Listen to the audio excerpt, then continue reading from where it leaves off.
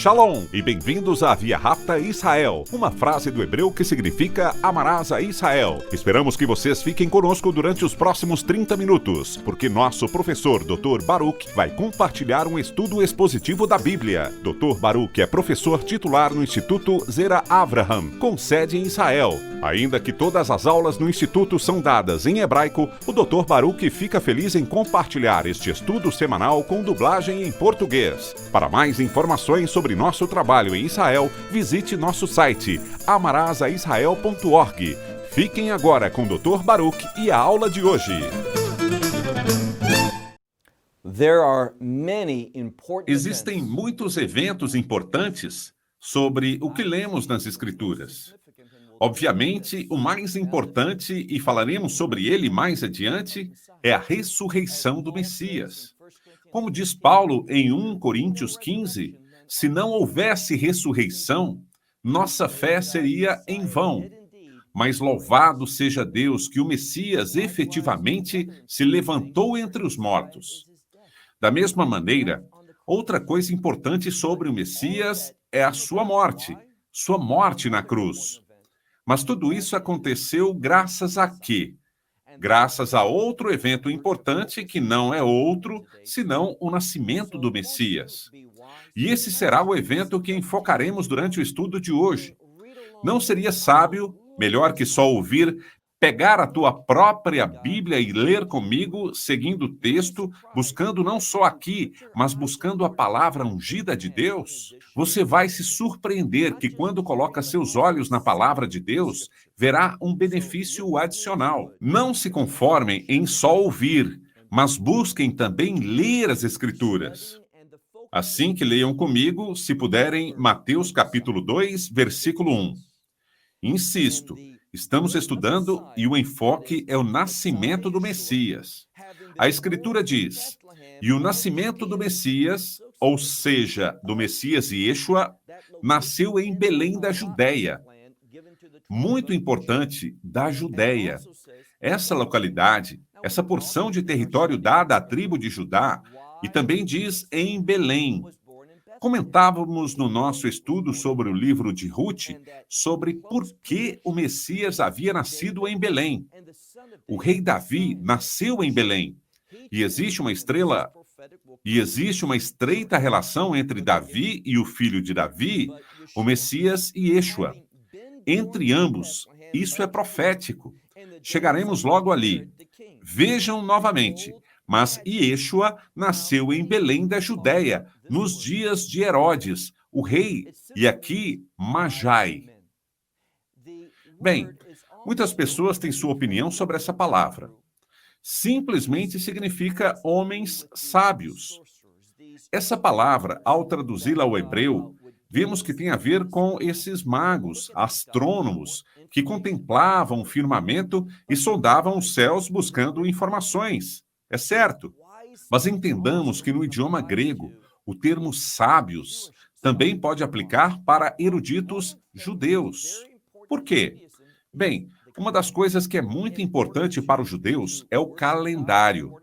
Com o fim de adorar a Deus conforme as festas do Senhor que ele deu a Israel, e Israel se supõe que deve ensiná-las ao mundo para que sejam observadas as datas corretas. Para isso, devemos conhecer o calendário. Direi algo que talvez você não tenha ouvido antes, ainda que outros já tenham dito isso. Não é algo original de mim, mas quero dizer que esses sábios, usualmente, pensamos neles como homens não judeus.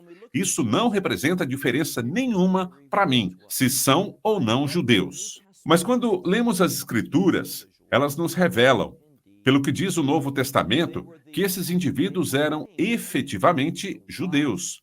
Eles eram Tamider Rahamir, que significa sábios eruditos. Por que faço tal declaração? Bem, notem o que diz as Escrituras. Fica mais claro. Eis aqui que esses sábios do Oriente. Quando falamos do Oriente, o que deve vir à nossa mente é a Babilônia. Desde uma perspectiva judia, o Oriente, o que representa para nós é Babilônia. A catividade babilônica, que é do que falamos quando tratamos a genealogia, E sabemos que houve um grande número de judeus que não saíram da Babilônia, ficaram ali. E a opinião era, isso é um midrash, rabá. Não vou entrar em detalhes do que isso significa, mas é uma tradição do judaísmo que diz que eles não voltaram com Esdras ou Neemias ou Zorobabel, mas ficaram na Babilônia esperando o Messias. Todos conhecemos essa grande escritura em Mateus 24:31, que diz que o Messias enviará os seus anjos e eles reunirão aos seus eleitos dos 4 ventos, ou seja, desde onde quer que se encontrem. Eles esperarão ali o nascimento do Messias e seguirão uma forma do judaísmo, baseada em algo escrito no que se conhece como o Talmud babilônico. E esses indivíduos estavam no Oriente. Notem o que dizem. Sábios do Oriente chegaram a Jerusalém, vieram. Por que vieram? Notem o que diz o versículo 2, dizendo, onde está aquele que nasceu como o rei dos judeus? Eu colocaria um círculo ao redor dessa frase, rei dos judeus. Como saberiam eles a respeito se fossem astrônomos pagãos? Como saberiam sobre esse rei dos judeus? Segundo, desde um ponto de vista bíblico, o termo rei dos judeus é uma referência, um sinônimo para o Messias. Assim que, por que esses pagãos, se é que o eram, segundo a maioria das tradições cristãs, se eram pagãos, como sabiam sobre Cristo, sobre Mexiar, sobre o Messias, que ele era o rei dos judeus, e por que falariam sobre seu nascimento? Onde está aquele que nasceu como rei dos judeus? E se faz mais específico, vou citar textualmente. Na metade do versículo 2 diz, porque vimos sua estrela no Oriente. Qual estrela? E não só porque viram a estrela e concluíram que, portanto, o Messias havia nascido. Eles vieram a Jerusalém e disseram, porque queremos adorá-lo. Agora estamos falando de adorar ao Messias. Por que tudo isso? A resposta é muito simples, se você entende a profecia. Eles dizem, vimos sua estrela. Qual estrela? Bem, para respondê-lo, vamos de novo à Bíblia em hebraico. E para que me acompanhem nessa busca, vamos ao livro de Números, capítulo 24. Números, capítulo 24. Barshat Balak. Vemos algo aqui. Vemos uma profecia dada a um gentil de nome Balaão, que não era um homem piedoso, mas Deus deu a ele revelações, porque Deus dá revelações a muita gente, mas um bom número delas não a responde ou não a maneja de forma correta. Notem o que diz aqui. Leamos livro de Números. Repito, livro de Números, capítulo 24. Na porção da Torá, chamada Barshat Balak, Números capítulo 24, e vejam o que diz ao final do versículo 14, falando do que acontecerá ao povo judeus. Quando? Viahari Tayamim. Isso significa nos últimos dias. Isso tem a ver com os últimos dias. E em ocasiões, os últimos dias simplesmente significa qualquer coisa que tenha a ver com o Messiá, o Messias. Logo diz, o versículo 15, ele levantará um oráculo e ele falará, esse Balaão, diz que é o filho de Beor, e declara isso. Um homem que é consciente de suas coisas, diz que seus olhos estão abertos.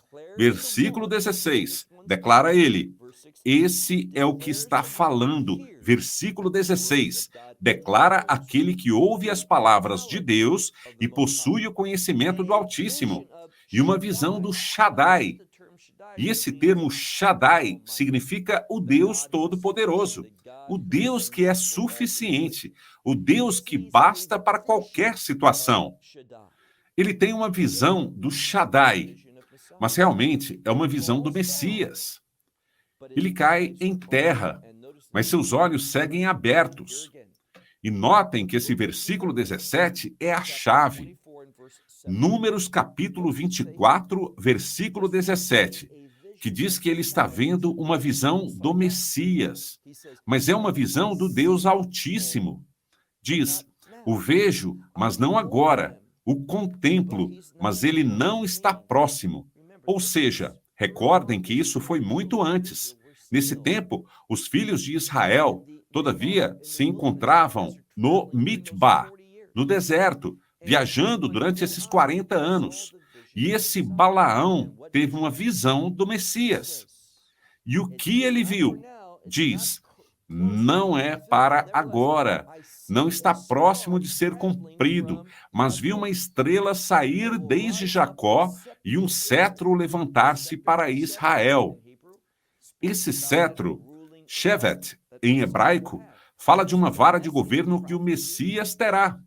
Essa é uma profecia messiânica, que tem a ver com o nascimento do Messias. E qual é a imagem dele? Sua ilustração, uma estrela. Assim que quando regressamos para ver em Mateus capítulo 2, façamos isso, retomamos a leitura. Quando vemos Mateus 2, e diz aqui na metade do versículo 2, porque vimos sua estrela no Oriente e vimos a adorá-lo. Tudo cobra sentido. Eles conheciam a profecia de número 24. Eles conheciam a profecia e sabiam quem ele era, que o Messias havia nascido.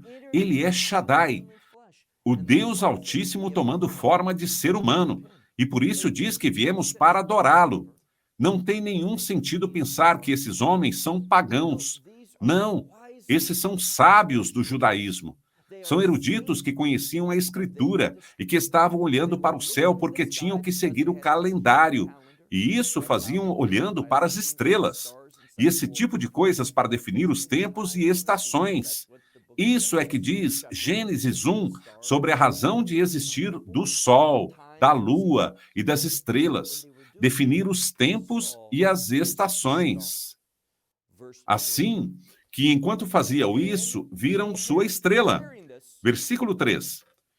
E o rei Herodes, ao ouvir isso, se turbou. Por que será? Porque isso seria sua substituição. Ele pensava que ele mesmo era o rei dos judeus, mas não era. Era o Messias. Assim que ele estava perturbado. Mas aqui está o que não logram entender. Diz que toda Jerusalém se perturbou com ele. A cidade estava perturbada. Por quê? Essas eram boas notícias de redenção, mas isso implica algo mais.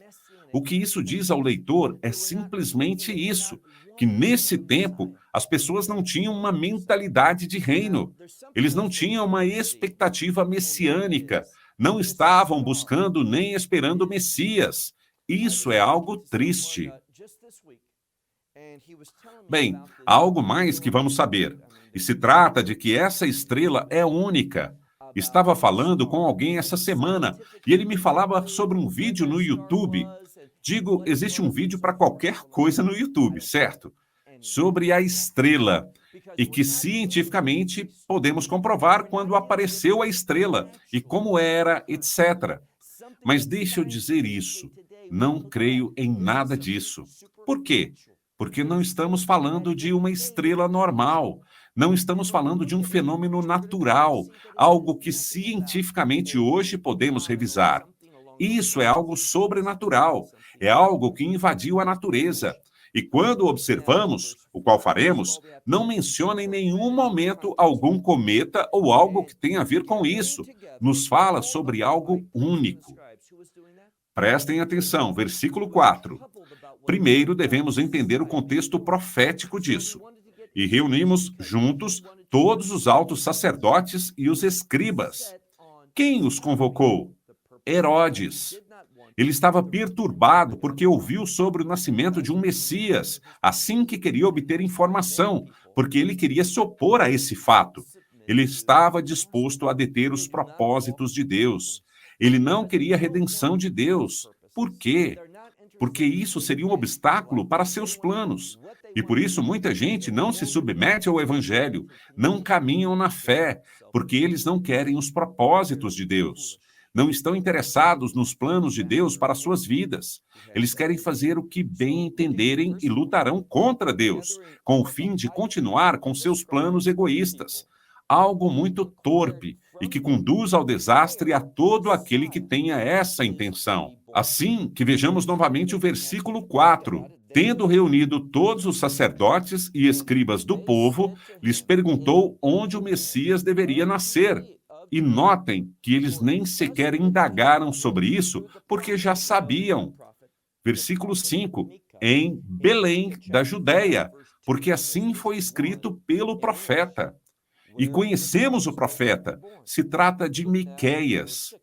Em Miqueias 5:12, em português, versículo 1, em hebraico, onde se supõe que nasceria o Messias. Vejamos agora o versículo 6. E você, B. Isso é, Belém, na terra de Judéia. De nenhum modo você é pequena entre os governantes de Judá, porque de ti sairá um Moshe. Bem, lhes dei o termo em hebraico, porque no grego simplesmente dizem um líder. Mas quando lemos em hebreu, vemos o termo Moshe, e isso é muito importante. Por que será? Essa é uma citação do profeta Miqueias, ou Micá no hebraico, e usa o termo Moshe, que é muito importante.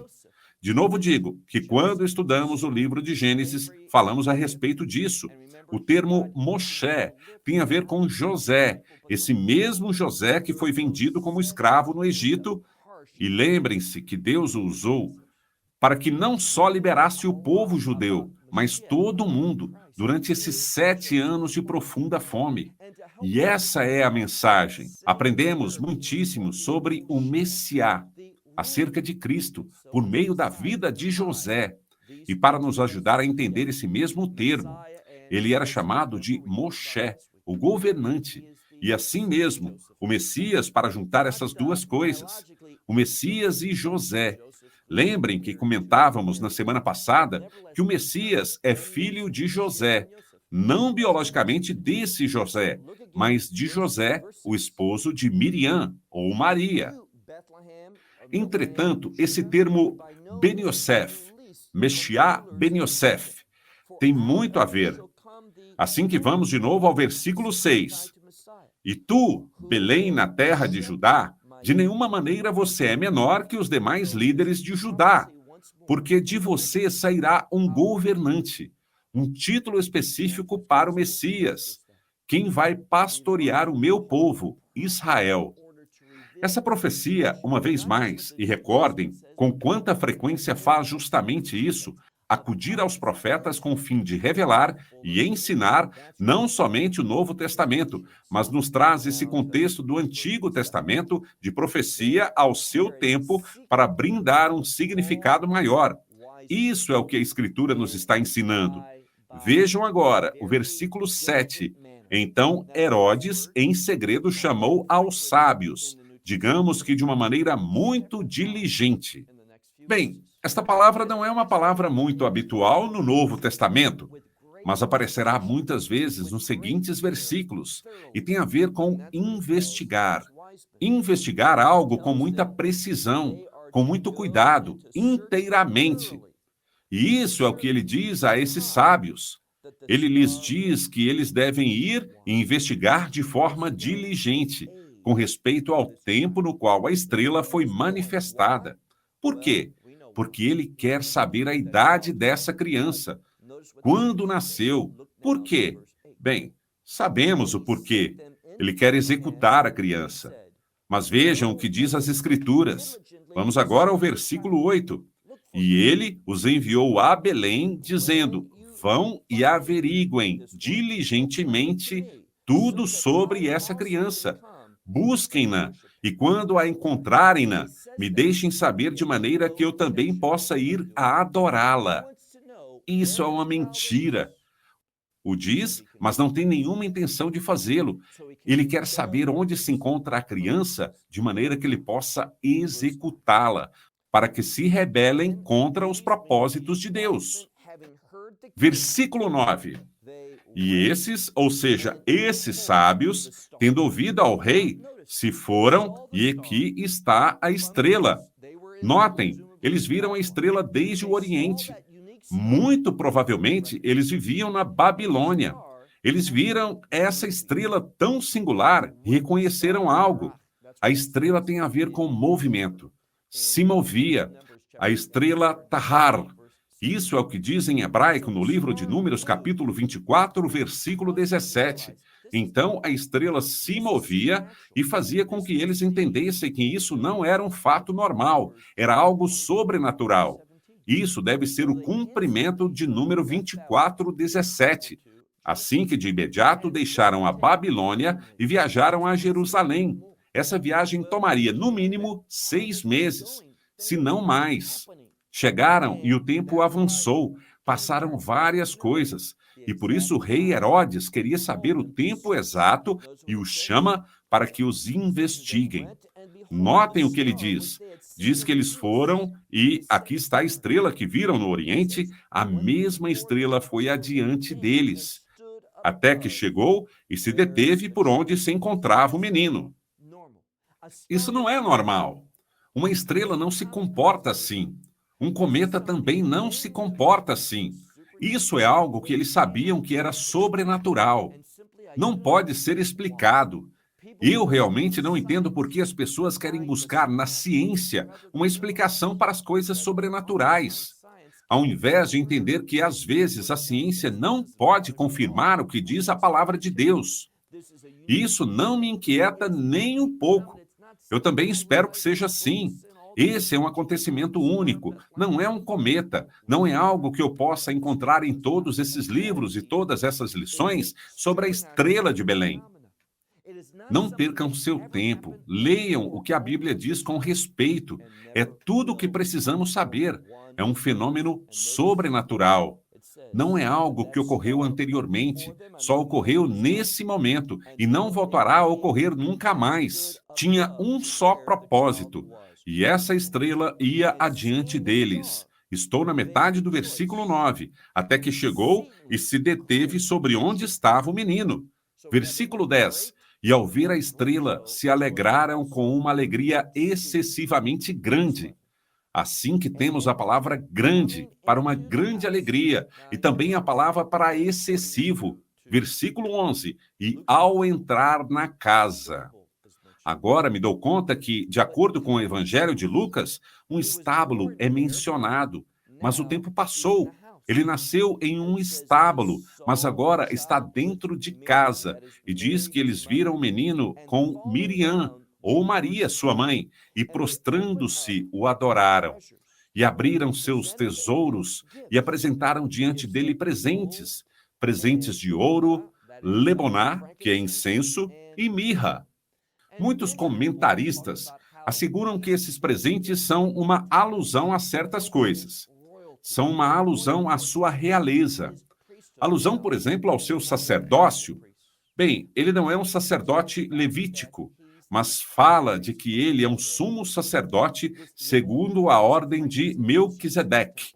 Esse leboná, esse incenso, se utilizava no serviço no templo. Isso que tem a ver com a adoração.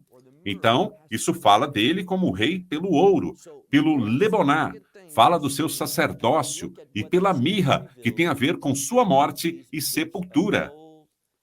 Muitas coisas significativas são apreciadas quando vemos o que as Escrituras revelam sobre esses presentes de ouro, incenso e mirra. Versículo 12 agora.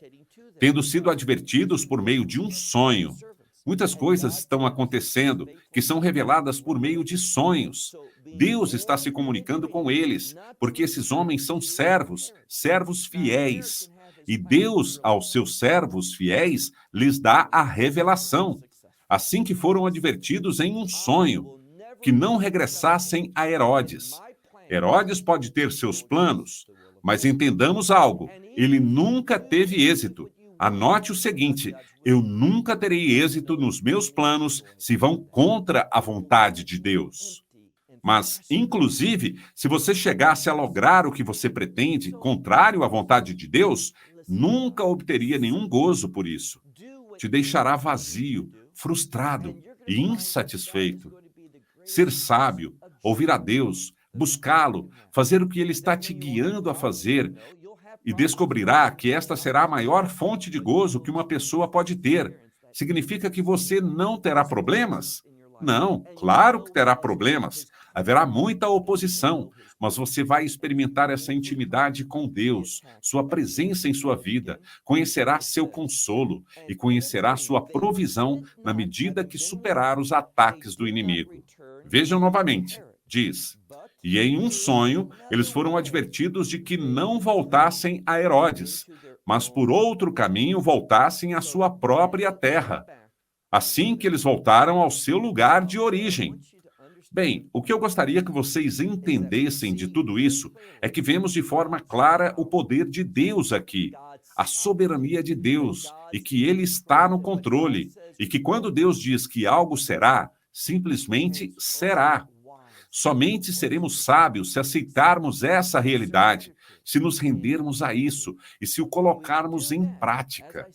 Se nos rendemos a isso e o fazemos, quando fazemos isso, como disse, vamos experimentar a presença de Deus em nossas vidas e vamos conhecer muito sobre a sua vontade. Ele nos ensinará mais e proverá mais e mais para todos nós. Vamos agora ao versículo 13. Logo da sua partida, e aqui quando se retiraram, diz: aqui está o anjo do Senhor. Esse mesmo anjo do Senhor, e o vemos operando tanto aqui. Por quê? Quando falamos sobre o anjo do Senhor, ele sempre é mencionado no contexto, dentro do contexto de salvação, de Deus obrando para produzir o cumprimento dos seus propósitos para seu povo. E por essa razão é que vemos, uma e outra vez, ao anjo do Senhor fazendo todas essas coisas. Por quê? Repito, tudo está ocorrendo para que Deus leve a cabo o cumprimento dos seus propósitos.